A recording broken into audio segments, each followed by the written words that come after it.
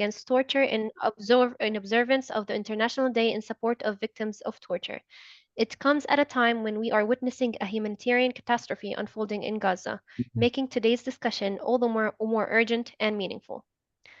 Before we start, please make sure your microphone is muted and your display name is correctly shown.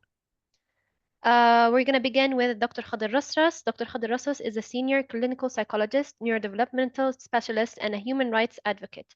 He serves as a general director of the Treatment and Rehabilitation Center for Victims of Torture and brings deep expertise in trauma, conflict resolution, and the psychological impact of war and detention.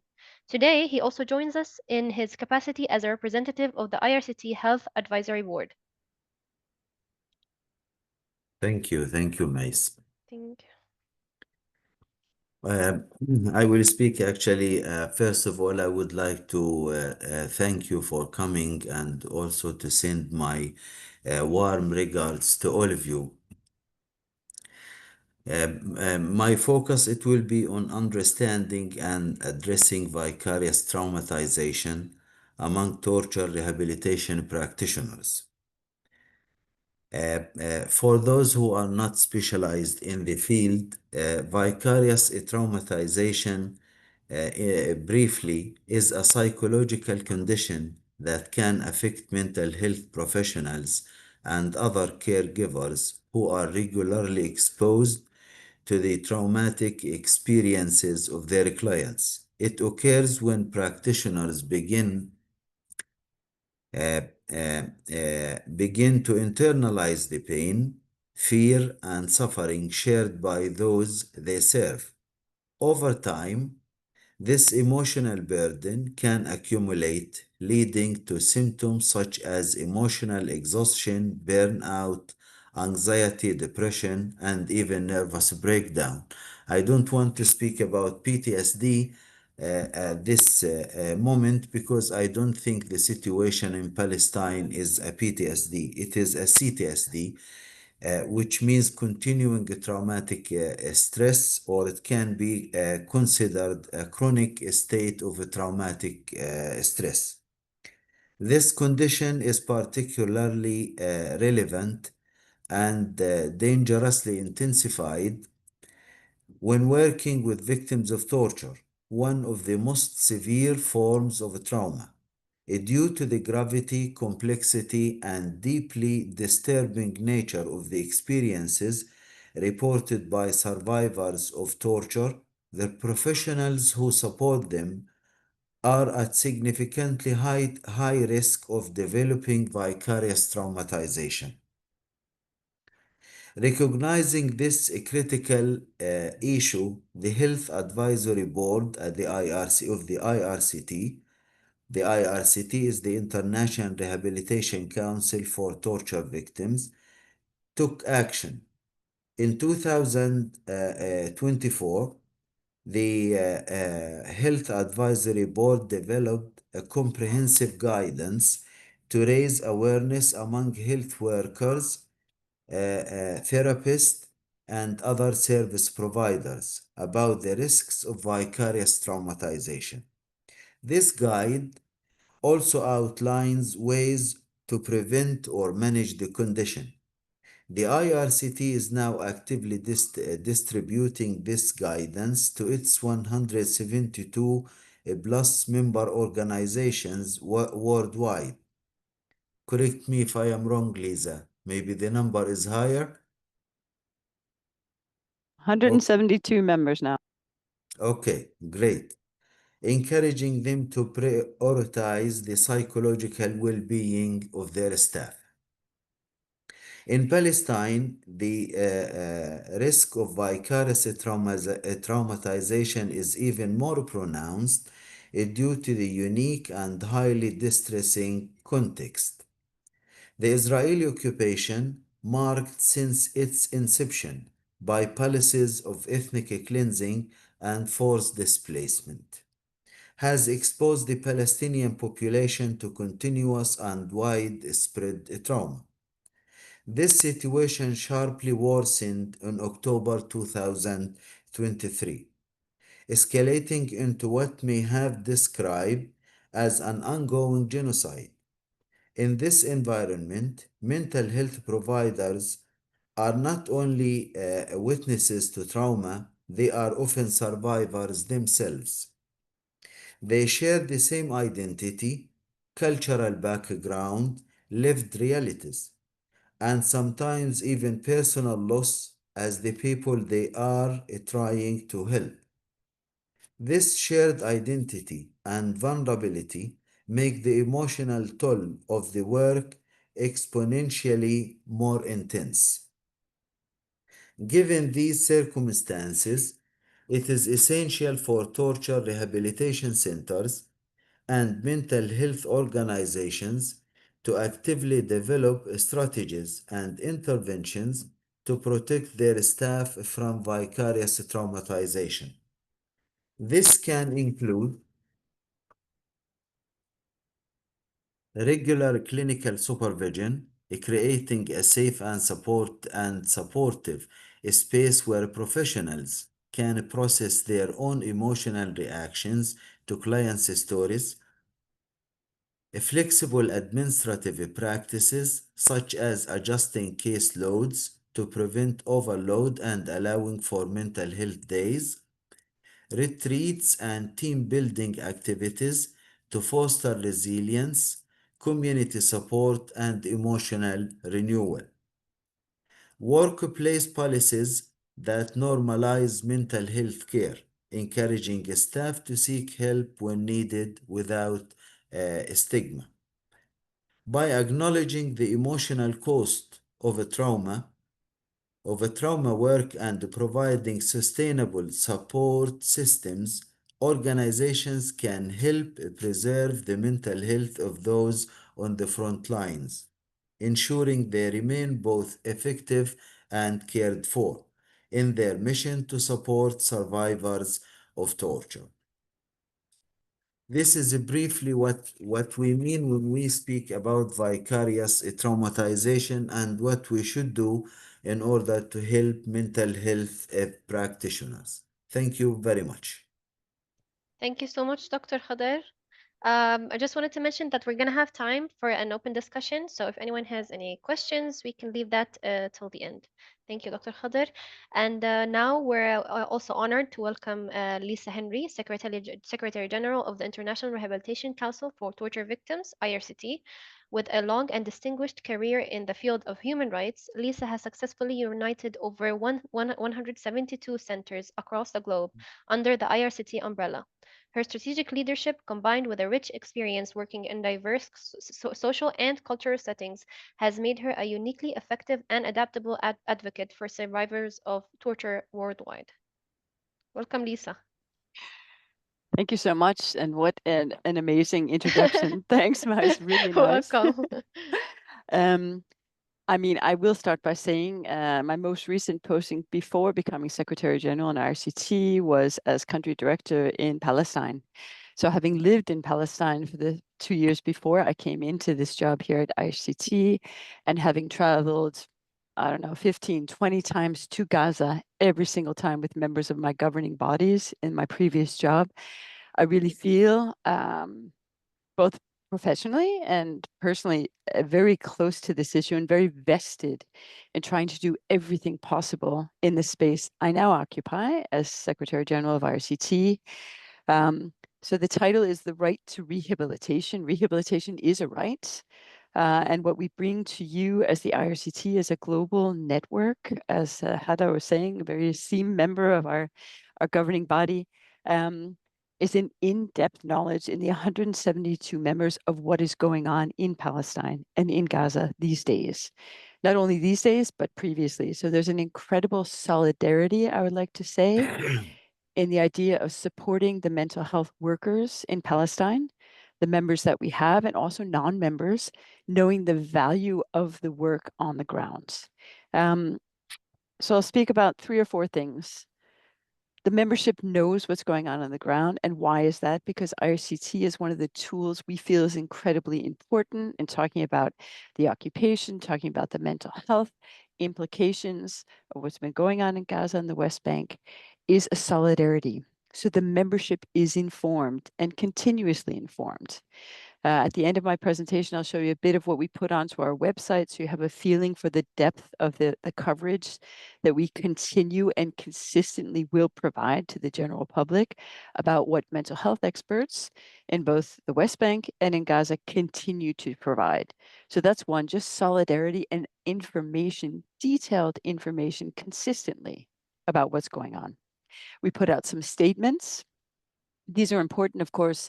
International actors need to collaborate on putting out statements about the atrocities, and the mental health workers need for both care for themselves, but also care so they can care for survivors on the ground. So we're doing our part to fill a gap, I think, sometimes in what are the mental health implications when you live under occupation, you live under constant bombs.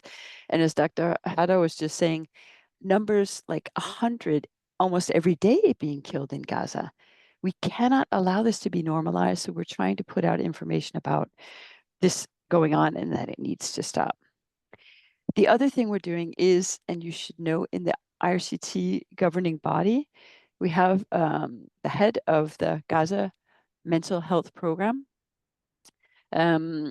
And he is providing us, to the governing body of IRCT, consistent information about what's going on and pushing us to do more on the ground at all times. So Dr. Yasser Abu Jami gives us that perspective. We bring that perspective with us into the work we do, talking to donors constantly, talking to our members of the United Against Torture Consortium, but having that close to us and knowing that the governing body of this organization, in any event, is informed constantly by the reality on the ground. And for those who might not know him, Dr. Yasser is now located with his family in Italy, but still helping to manage the organization on the ground. I think there's 100 staff still on the ground in Gaza, having been moved countless times and working out of, I think, rented containers to provide mental health care to youth. So that's something we also could do, continue to put out the word in supporting the mental health workers in Palestine.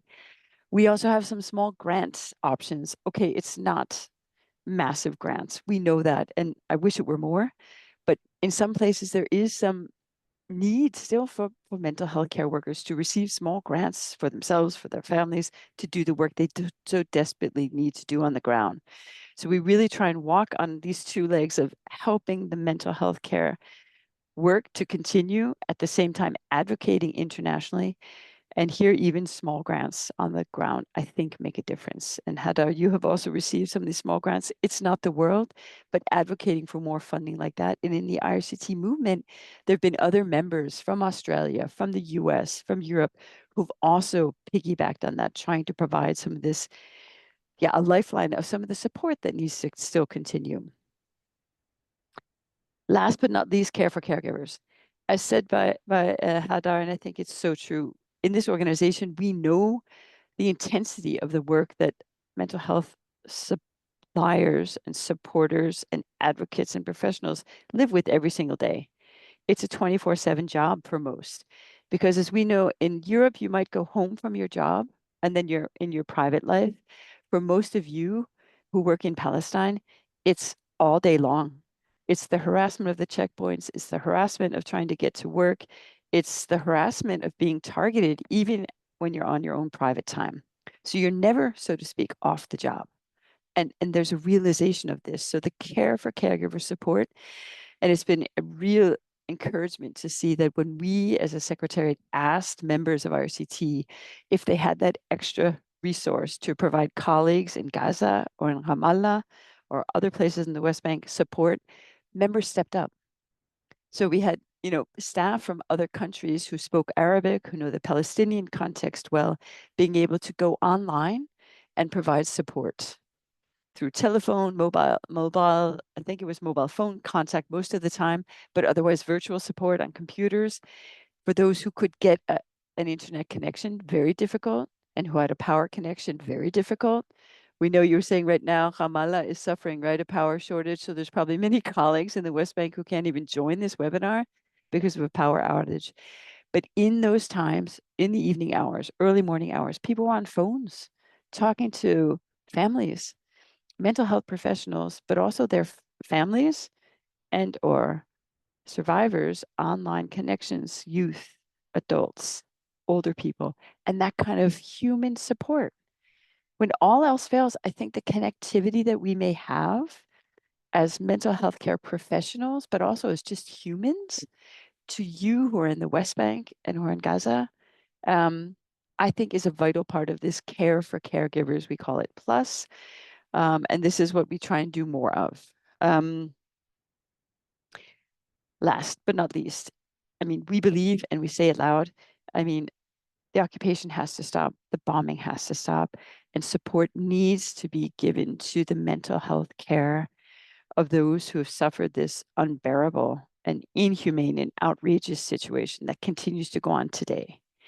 One of your colleagues, Sana Hamsi from the Restart Center in Lebanon, said at one point she thinks there will be a need for a new type of mental health care for people who have lived under such a long period of time with the gross human rights violations and torture that Palestinians are subjected to.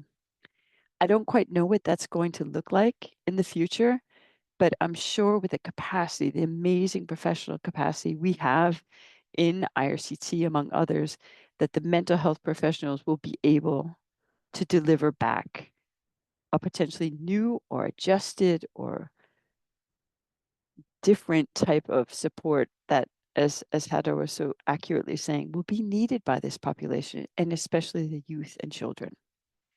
So with those words, thank you very much for inviting us, Hada, to be part of this, facilitating some of the work of this webinar.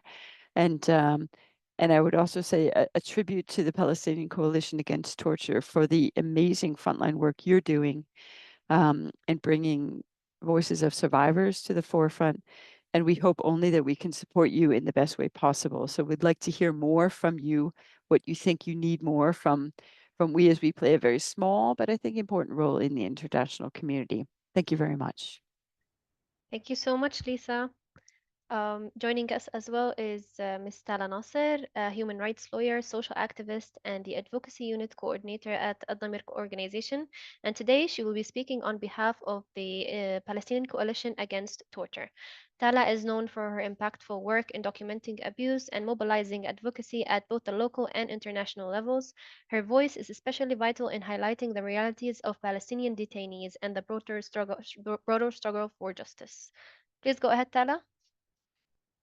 Thank you, Mais. Hello, everyone. I'm really glad to be here with you all. Actually, today I'm going to address the situation and the torture committed against Palestinian prisoners and detainees. Since the beginning of this illegal occupation, the occupation has started committing crimes of torture and ill treatment. But after October 7th, of course, these crimes intensified. And I'm going to speak briefly about this, and of course, then hear any of your questions and so. So since the beginning of the Israeli ongoing genocide after October 7th, the Israeli prisons and detention camps transformed into sites of revenge, where appalling torture methods and extrajudicial killings became commonplace. In these facilities, detainees endured unimaginable suffering, facing extreme physical and psychological abuse, including brutal beatings, threats of death, and so on. Additionally, harsh practices such as prolonged solitary confinement resulted in the death of numerous prisoners, all, of course, in blatant violation of international laws that outlaw torture and premeditated murder. In this regard, Palestinian organizations have documented thousands of cases across various prisons and detention centers in the West Bank and in the Gaza Strip, and all confirming that every detainee experienced one or more forms of torture or inhuman or degrading treatment. And the crimes committed against Palestinian prisoners, including torture, have led to the death of 73 known prisoners during this very short period of time, including one child detainee. He's called Walid Ahmad. The Israelis announced his death recently. He's only 17 years old. And until this day, the circumstances behind his death is still unknown. But the initial autopsy examination, they did the autopsy examination on his body, and the initial report showed that he died due to starvation. And Walid Ahmad is the very first child detainee to be killed inside the prisons since the beginning of this illegal occupation. And all these numbers are aside from other prisoners from the Gaza Strip who were killed in camps, in prisons, and in interrogation centers, which are holding Gazan detainees whose identities and numbers the occupation has withheld until this day. At the beginning, after October, like a while after October 7th, after detainees started to die inside the prisons, the Israeli occupation forces decided to open investigations regarding 5 cases of the killed prisoners. And they did the autopsy examination on the bodies of these 5 cases. And the initial autopsy reports confirmed that they were brutally beaten. They had bruises all over their bodies. They had internal bleeding. They had fractures in different parts of their bodies. And until this day, we're talking about like 2 years now, until this day, they did not announce the final reports. And this is because the Israelis are not willing to hold the perpetrators accountable of all these crimes. This continued and systematic use of torture by this Israeli occupation is actually rooted inside a long-standing culture of impunity, and this enabled by the failure of the international community to take meaningful action. And despite all these decades of documentation, all the testimonies we've been collecting, all the legal evidence we have, Israeli officials and institutions responsible for torture have faced no real consequences. This impunity has emboldened the occupation to escalate its abuses, particularly against vulnerable detainees from Gaza, of course, including children. So now, without accountability, torture is not only permitted, but it's also institutionalized. The international community, including, of course, states who are parties of the Convention Against Torture, who are parties of the Fourth Geneva Convention, bears a legal and moral obligation to end this impunity by, of course, initiating independent investigation, by enforcing international law through universal jurisdiction, and of course, and the most important is imposing sanctions on those who are responsible. And only through concrete accountability can this cycle of torture and abuse be dismantled. All these decades of inaction have created a system where torture is now normalized and justice is deferred indefinitely. As we all know, torture is a grave crime and it's a tool of repression. And let me end with this, that on this day, we honor the Palestinian victims of torture, those who have survived, those who remain behind bars, and those who have been martyred. We reaffirm our commitment to justice, accountability, and of course, the liberation of all Palestinian prisoners. Thank you. Thank you so much, Tala. I just wanted to check if Elif is in so that we can introduce her. Yes, I'm here. Hello, Hi, hello, Mice. Elif. Hi, everyone. Welcome. Yes, I'm just going to Thank introduce you. you and then you can go ahead. Yeah, sure. Lastly, we have Elif Kassab, the MENA Human Rights Advisor at the World Organization Against Torture. With her deep knowledge of international law and regional dynamics, she brings valuable insight into the international community's obligations and responses to the systematic use of torture in our region. Welcome, Elif. Thank you so much, Mice. Thank you to TRC for the invitation. As presented by Mice, my name is Ilaf Qassab. I'm the MENA Human Rights Advisor at the World Organization Against Torture, also known as OMCT. First of all, I would like to apologize for joining a bit late. And I'd like to start by acknowledging the voices of the colleagues who spoke before me. Well, obviously, what I saw in the agenda, I'm sure you heard about the profound psychological toll of vicarious trauma, the right to rehabilitation, and the brutal patterns of torture against Palestinian detainees, as explained by our colleague Tala. Obviously, these realities are not separate from international law. Actually, it's litmus test. So today I'll take a step back to examine what international law says about torture, what it demands, and how the international community is doing in practice, especially in the face of a slow motion genocide. So we can start with the basics, of course. Torture, as you all know, is categorically prohibited under international law. There are no exceptions, not in war, not in national emergencies, and especially not under occupation. So the absolute prohibition of torture is anchored in so many legal instruments, international legal instruments, including the Convention Against Torture, obviously, Common Article 3 of the Geneva Conventions, Article 4 as well, the International Covenant on Civil and Political Rights, and customary international law, which binds all states. Clearly, torture is not just a grave human rights violation. It's a crime under international law. And states must not only refrain from it, but actively prevent, prosecute, and redress it. Now, as we know, Israel is party to both the CAT and the ICCPR. And under these instruments, it owes obligations to all individuals under its jurisdiction or effective control, including in the occupied Palestinian territory. What we're seeing in the OPT is not sporadic. It's not the work of rogue actors.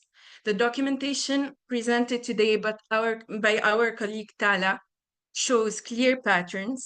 We have physical and psychological torture during interrogation and military operations, medical neglect and isolation, abuse of children, women, health workers, etc., mass arbitrary detention, and they're all disproportionately targeting Palestinians. So yes, this is torture and it's state sanctions. What we're seeing in the OPT today, from the genocide in Gaza to the torture crisis in Al-Dhiffa, including Al-Quds al-Sharqiyya, might have intensified since October 2023. But history didn't start in October 2023. War crimes and crimes against humanity did not, obviously perpetrated by the Israeli occupation authorities against Palestinians, didn't start in October 2023. The torture of Palestinians in both custodial and extra-custodial settings, amongst other crimes, have been going on for almost 8 years now. And the legal context matters because this is happening under a prolonged and lawful military occupation. That means we're not just dealing with individual cases, we're looking at a system designed to dominate, dehumanize, and suppress the whole population. International humanitarian law, as you know, regulates occupations and prohibits torture indisputably. In this context, international human rights law continues to apply and reinforces the absolute prohibition of torture. And Israel is violating both simultaneously and still doing so with impunity, as it's been the case for almost 8 years now. Again, we cannot discuss torture in 2025 without naming Gaza. In the last 21 months, we've witnessed large-scale, indiscriminate destruction, starvation used as a weapon, mass killings, and public sexualized violence. And within that broader context, torture has taken new forms: forced nudity, humiliation, starvation, denial of medical care in detention, and the disappearance of detainees. These acts are not isolated, they are part of a pattern. Torture here operates as a tool of genocide. It is used to degrade, dehumanize, and break the collective will of Palestinians. And if we take the Genocide Convention seriously, we must analyze torture as part of the intent to destroy a national group. So obviously, the question here is, where is the international community? Because the absolute prohibition of torture is jus cogens. That means no state can legally assist another state in committing genocide. Yet what we see today, we see Western states that continue to arm Israel despite overwhelming evidence of systematic torture and other atrocities. We see companies that continue to cooperate with Israel. We see the UN bodies that issue statements, reports, etc., but action is minimal. The Committee Against Torture has expressed concern about Israeli practices for years, but its recommendations are ignored. Obviously, also, as you all know, the review of Israel under CAT was initially scheduled for the July session, but then it was postponed to November before even canceling the whole session, the whole summer session. And finally, even the arrest warrants issued by the International Criminal Court, they were not based on the charge of torture. So meanwhile, Palestinian victims receive no justice, no redress, and no international protections, and survivors are re-traumatized by this silence. So let's stop pretending the international community is neutral. Its selective application of international law, enforcing it in some cases, ignoring it in others, has made the prohibition of torture conditional and political. So if we accept that torture is being used systematically and with genocidal intent, the international response must change radically. It should, among other things, and here, first of all, arms transfers must stop to Israel, as any state continuing military cooperation or any other type of cooperation, if you ask me, with Israel, is violating its own obligations under international law. States must investigate and prosecute Israeli occupation officials for torture and related crimes under universal jurisdiction. As I said earlier, yes, in November 2024, Pretrial Chamber 1 issued arrest warrants for Benjamin Netanyahu and Yoav Gallant for charges of war crimes and crimes against humanity, but it has not issued any torture-specific charges. Obviously, survivors must not be left alone. They have a right to redress, rehabilitation, and acknowledgement. Finally, torture should never, ever be normalized as part of counterterrorism or occupation management. States and institutions must impose consequences or they become enablers, and they are. Although documentation is important, it's not enough. If we keep producing reports while states continue arming, financing, and legitimizing a torturing and genocidal regime, then we are failing because the issue is not legal, it's political. If torture remains a red line on paper only, then the whole international legal order is complicit. And due to the lack of political will to enforce their international obligations and hold criminals accountable, we're watching the international global order trembling a little further every day. And if we do not act when torture is used as a weapon of genocide, then what does that say about our so-called system of international protection? Thank you for your attention. In solidarity always, and free Palestine. Thank you so much, Elif. Thank you. Thank you so much. Now we're gonna have time for an open discussion. So if anyone has any questions or comments, you can go ahead.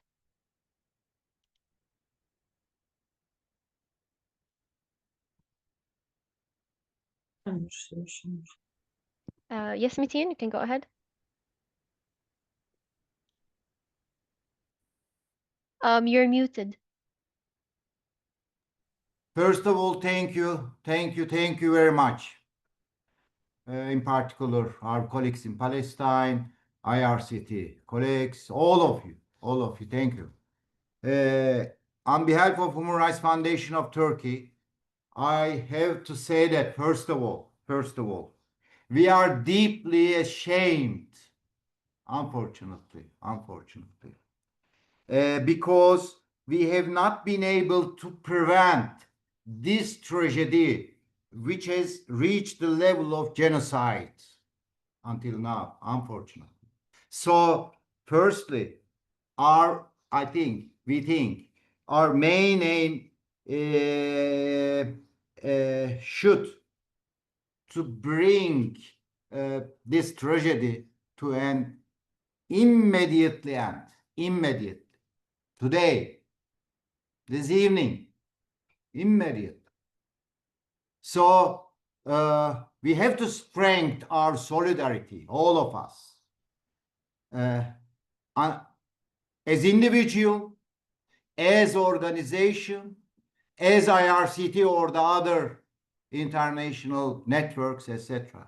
We have to strengthen. Of course, all of us, all of you are so valuable, but we have to strengthen.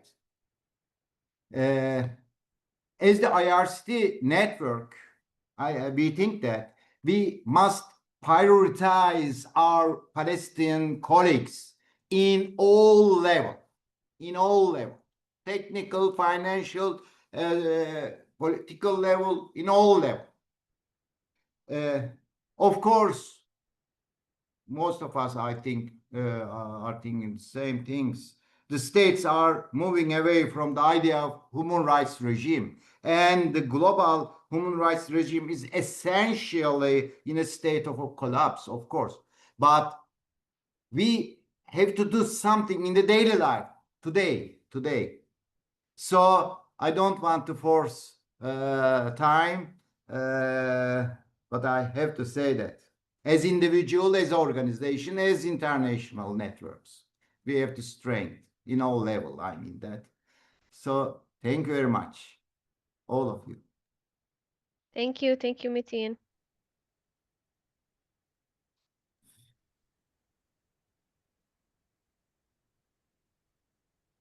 If anyone else has any questions, we're here to listen.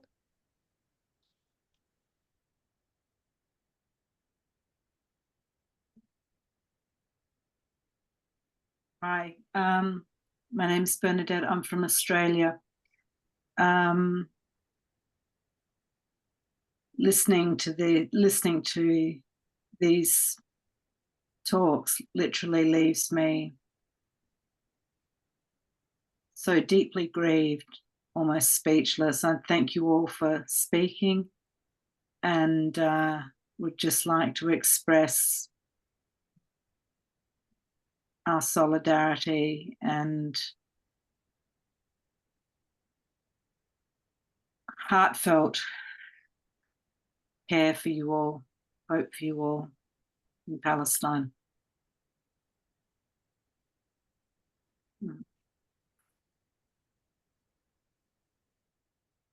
Thank you so much. Thank you, Bernadette. Thank you very much. Andre, would you like to say anything? Good morning, all. Good morning, Kader. Good morning. Especially, it's a pleasure to share this moment with you. I think I can share what said Metin. We stay ashamed about the reaction, especially from the Occident. And I think that it's not only a shaming, at the same time, it's a great, I think, the resistance of Palestinian, it's first the great surprise for Israel itself and for the world, where a people who was put in silent during years reacted and confront the world with he's silent for many years, is happening. And I think we can say that we are confronted with the end of the Occident. Through your struggle, the Occident, the colonialistic mentality, the colonialistic power is coming to an end. The perseverance, it's fantastic. And in the second Nakba, the great difference is that the Palestinians remained on the earth, and now they are attacked because they defend to remain in the earth. And this is great. And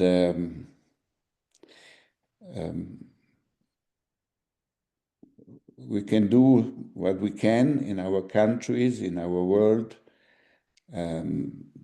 But I just want to say that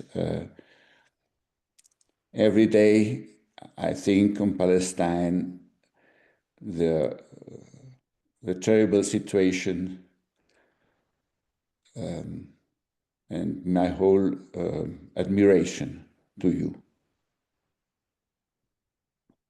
Thank you, Andre.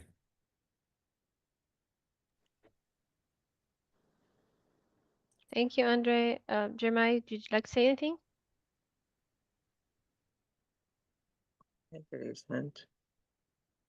Thank you.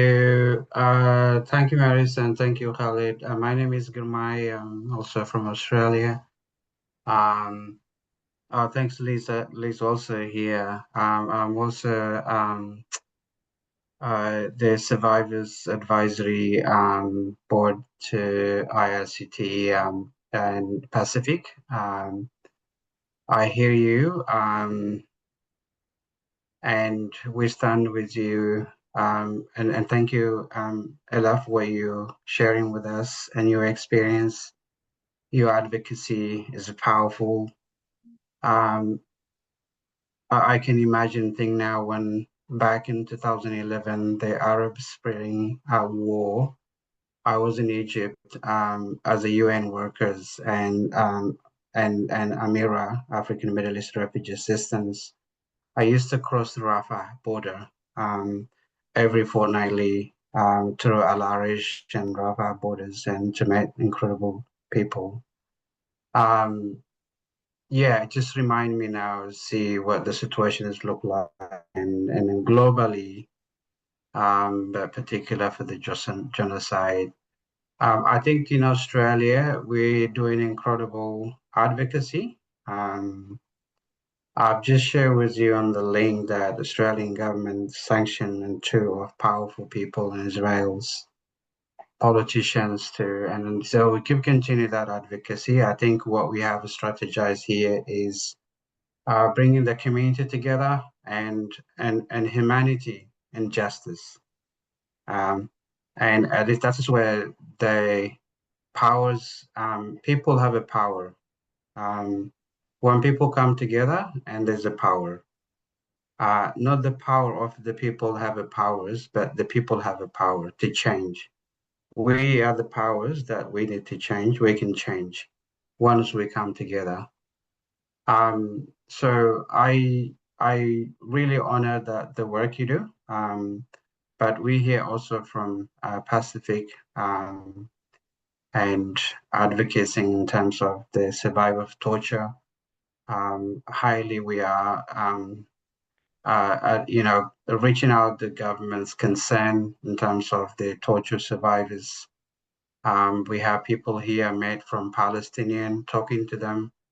I haven't listened their stories, which has helped me to advocate from Australia here as well. So thank you the work you do, and also thank you, Lisa, for the presentation, which is remind, which was this last week was the commemoration of 26th of June, International First, Survival of Torture. And I really like the Thames. The Thames actually saying that we united together and against torture. So let's do united together and against torture and to end this.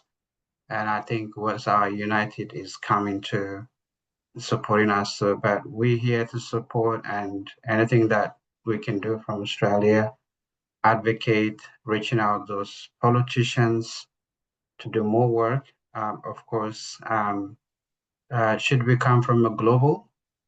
But yeah, I hear you, and we honor you. We're here also to support you. Thank you.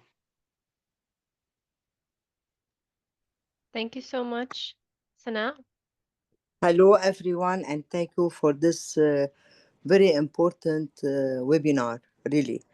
I would like to thank you all, but I would like to say to you, my dear Khadr, my dear Yasser, and all my colleagues in Palestine, sometimes I feel that silence is stronger than words, but now, no.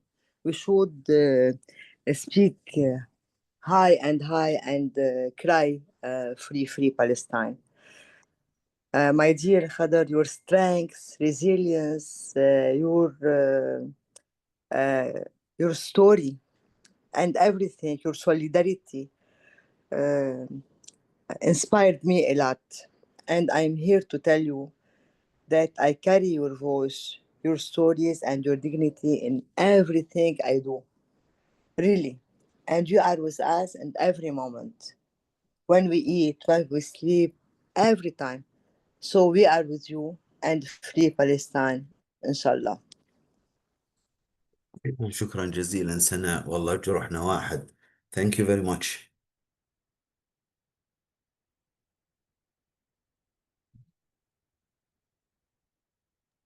Thank you, Sana. Suraj? Hi, everyone. First of all,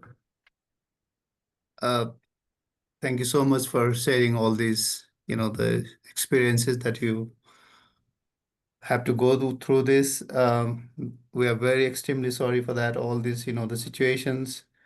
And I'm from Nepal, so I have my colleagues, more than 100 staffs, and we also had a very brief meeting yesterday, and we talk about the current situation in Palestine, and we want to express our solidarity from all 100 staffs, from 120 staffs from Nepal, in this very difficult situation. First of all,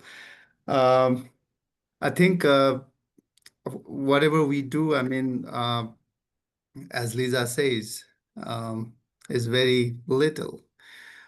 When we see the whole circumstances and the crisis on the ground. We are very grateful to our colleagues, to our friends in Palestine, and we also very much, express our, solidarity, togetherness for all this courage, and even in this very difficult situation you are on the ground and you are doing your best, how you can support your people over there. So we really feel proud of that, and we want to express, like, of course, there are a lot of things to do. Still, I mean, it's just very hard from where to start, from where to go. But I think the strongest perspective is the collective perspectives, and I think the whatever we actually were coming together, where we find the possibilities of doing something good, something impactful. I think we have to come together, we have to work together. So I really thankful to all the the participants, all the people who are joining this call today, and also expressing your solidarity in this very difficult circumstances. At the same time, I'm also the committed, as a president of the IRCT, together with my team, with the ExCom members, with the council members, we are there to support whatever the emotional, the psychosocial, or maybe the other supports, what we can do, what we can afford from our level, that we can definitely discuss together, and we are committed to do that. And thank you so much for all your the presence here, and especially thankful to our colleagues in Palestine. Thank you so much. Thank you. Thank you so much. Angela? Hello. Marhaba and shukran, all our Palestinian colleagues. We really stand in solidarity with you and the extraordinary work that you are doing in such difficult circumstances.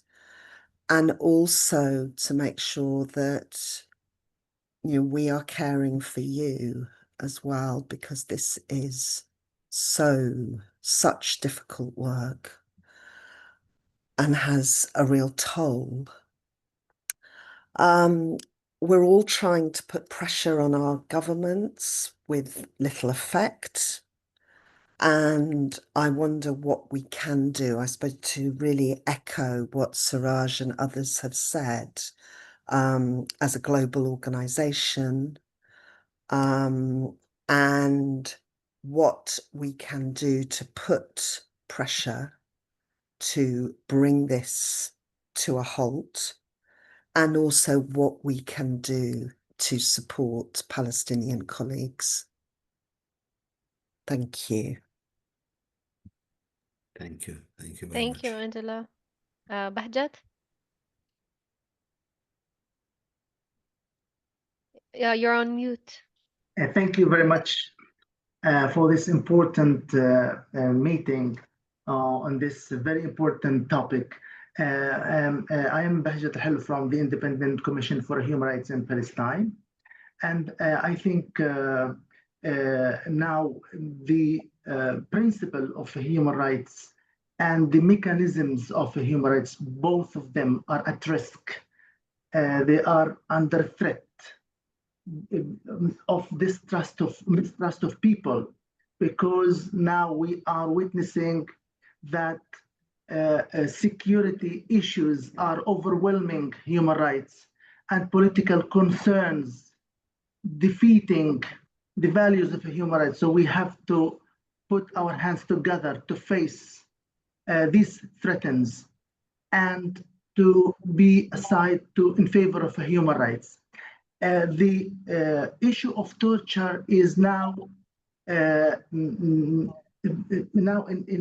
a very different position. Now we are witnessing unprecedented types of tortures against Palestinians. The problem is that all traditional means in confronting torture should be changed or developed. Now we are not asking or seeking states parties to fulfill their obligations towards prohibiting and putting sanctions against who are perpetrating torture, but we have to push the third state parties to take their position and to take, concrete measures to face these crimes. Another important issue, we have to think how we can support the performance and the interventions of local Palestinian NGOs who are providing, psychological therapy for the victims. Now we are facing unprecedented types of torture. So the mechanisms and tools used for psychological therapy should be changed. We have no idea how we can deal with those victims, because the amount, the type, the ugliness of torture against them are unprecedented. So the traditional means for providing them with, effective therapy, interventions are invalid. So we have to think how we can, all of us think, to provide NGOs, how we can provide them with a real and concrete and a fruitful, therapy based on a human rights-based approach, and empower them how we can face these challenges and make their interventions effective. Thank you very much. Thank you. Thank you, Bahjat. Turkjan?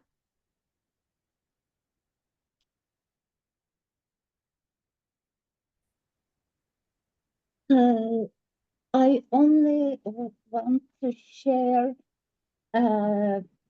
my gratitude and admiration and profound respect for all Palestinians and for their resistance, resilience, and the determination to maintain, to guard the honor, their honor and the honor of humanity, and also my gratitude and admiration for the Israelis human rights defenders.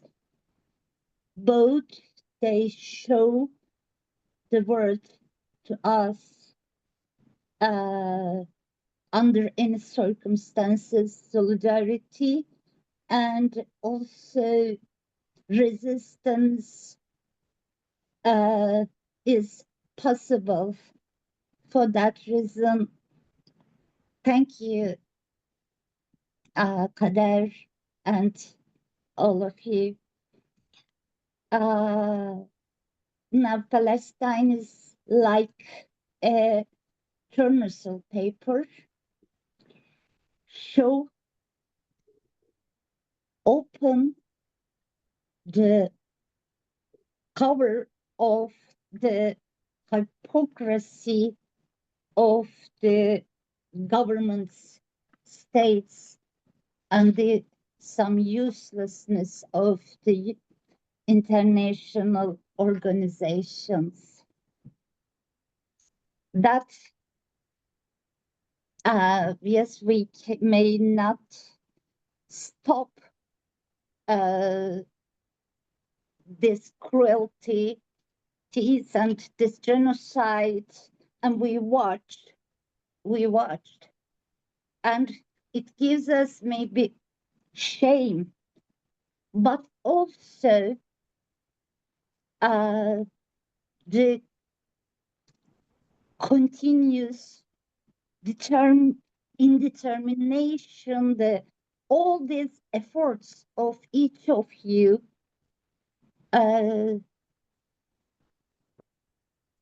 make me feel hope for humanity. And thank you for all your participation and efforts, each of you. The existence of you is precious. And maybe we can't win, but we can always continue to support each other, to be in solidarity, and to be a kind of journal paper. Thank you. Thank you. Thank you very much. Thank you, Elif. Thank you so much, Miss. Yeah, you hear me. First of all, there's something I always say and I always repeat. Yes, I mean, united against torture or united together against torture, it's a nice slogan. But it shouldn't just be like a nice slogan. We need to work together so that it turns into real solidarity. I think that solidarity right now, given that we've been failed by like Western states and companies, etc., should focus on South-South solidarity. Due to our shared history, shared trauma, whether it is in Africa, Asia, Latin America. So we've all been colonized, and our liberation hasn't been given to us, but gained through our struggle towards liberation. This is the first point. Second, I work in INGO, in an INGO. And I mean, generally within INGOs, especially the ones like us, IRCT, etc., working on torture, we tend to treat torture alone. While torture, at least for me, and I'm sure like so many people agree with me, it's just the symptom in a broken system. So like we cannot fight against torture if we don't recognize and name and fight against unlawful occupation, apartheid, settler colonialism, and now genocide. The third thing that sometimes we need to find alternatives as well. Yes, the global order or like the international community is failing us. So sometimes we need to find alternatives. And maybe that's the way we need to go. We need to follow. One of the things we've done lately at OMCT, this was like last week by our former EXCO, while like most of the INGOs and even the local NGOs have been like issuing statements and sending letters to the European Commission on the need to terminate the association agreement with Israel, which is almost impossible. So it's basically like a symbolic action because it requires the unanimity of state members of the EU to agree on or to vote for the termination of the association agreement. We chose another reasoning, another legal basis, which is let's target the protocols within the association agreement. So our demand, our call to Ursula von der Leyen was to terminate the protocol on research cooperation because it could be used for what is it called again? Sorry, dual use research that involves like the creation of surveillance tech, etc., and that would contribute to, that would further contribute to the crisis, the torture crisis, etc. So yeah, sometimes we need to find like some alternatives, and in this case, if we want to terminate this protocol, we don't need the unanimity of all member states of the EU to do it. We just need a majority. So sometimes we also need to find like loopholes and stuff like that to be able to, do something. Thank you. Thank you, Elif. Andre? Thank you. Briefly, just join one point. When under Trump in the first government, he introduced tolerance zero, separating children from the parents. There were no condemned. They were condemned in the USA, but Latin America was silent. Today, it's beginning again, separation from children from mother. What's happening in Palestine, it's an everyday torture for a people also. The centers are helping some people who were tortured in jail, but the jail is a world. Gaza is West Bank, where they have to hunger, they have not to drink. And this is, like the Convention of Torture says, to punish a people. It corresponds completely to the Convention Against Torture. So we have to do with mass torture. And I'm asking myself, what can we do as IRCT to this mass crime? It's no more individual people, are collectivities in the world who are tortured. I have no answer, but this is our reality. The torture has become a generality. Thank you. Thank you, Andre. Robin? Hi, like others before me, it's really hard to know what to say, but to Kere, Yasser, and our other colleagues who are working in Palestine, our hearts absolutely break for you that you have to deal with such appalling conditions and horrendous experiences all the time.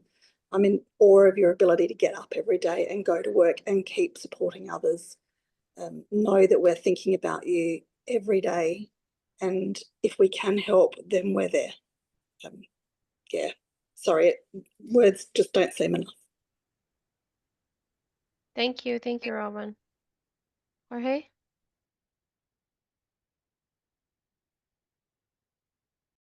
Sorry. Look, thank you for sharing, what you're doing, what you're going through, and the messages about vicarious trauma in the midst of all that is really, truly humbling, to hear the work that you're doing, and truly inspiring. It's today we had a meeting of the CEOs of torture and trauma services in Australia, and it's I must say that we ended in quite a hopeless note in terms of where the world is going and what we can do to in a way begin to shift the pendulum. I remember saying, well, we're probably getting close to the end of the pendulum, and we need to be prepared when we can get it to swing the other way. And one of my colleagues pointed out that the pendulum might still be swinging, quite a bit further in the opposite direction. And I don't want to certainly,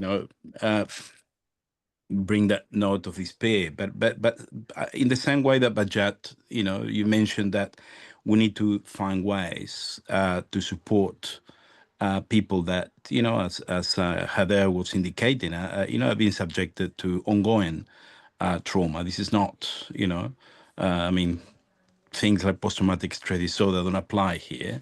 I think it's certainly true, and we need to begin to look at how do we assist better people and that constant stress.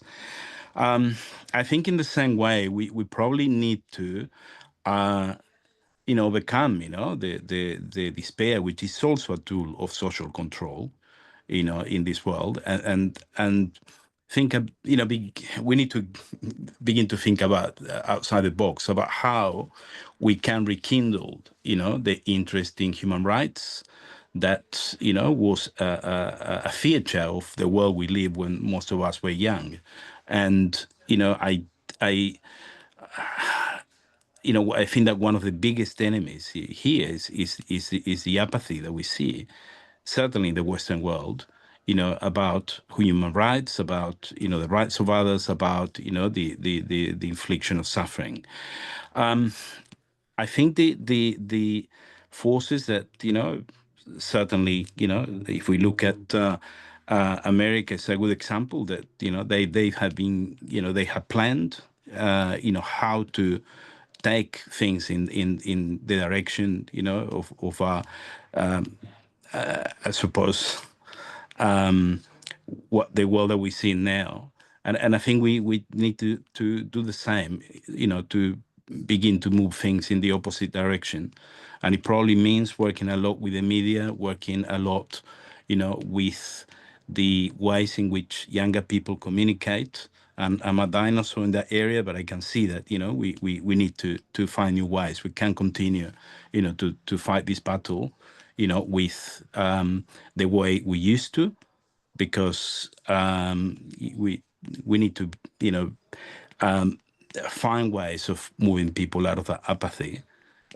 Because it's only through that we can begin to have people that with human rights values elected in the places where that counts and where democracy still exists. I think this is what we're seeing in Palestine is the the pointy end of our world movement that is moving away from a belief in human rights, that is moving away from what was behind the torture convention. I would fear any changes to the convention at this point because I think it could go in a very negative direction. But I suppose a question, and I want to end with a question is, how do we organize ourselves in a new way, in a way that we can begin to affect that change, not just in the clinical area, and certainly that we need to do that there, but in terms of bringing and rekindling the interest and the commitment to human rights that was behind the beginning of our movement, which is now more than 40 years old. Anyway, I probably talked too much already, but thank you. It was wonderful to to hear you all. Thank you, York. Thank you. And lastly, Lisa. Thank you. Yeah, dear colleagues, are you hearing me now?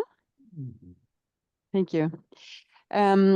I would like to, for the first, applaud Ilef and the work of some of the international community in being creative, finding new pathways and bringing that to our attention, and keeping up that very passionate and professional, international advocacy work that we cannot shy away from.